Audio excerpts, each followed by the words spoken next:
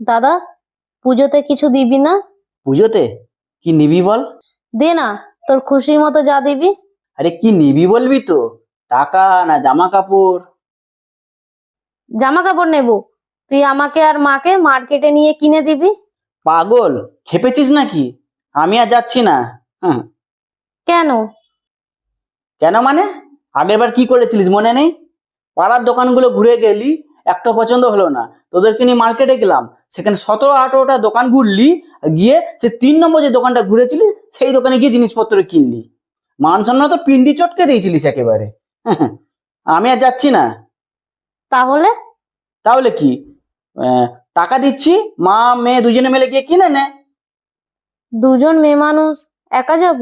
একা কেন যাবি? একটা বছর দাঁড়া, আমি একটা বিয়ে করছি, তোর দলে সদস্য বাড়বে, আর দলও ভারী হবে, তখন আর তোদের একা লাগবে না।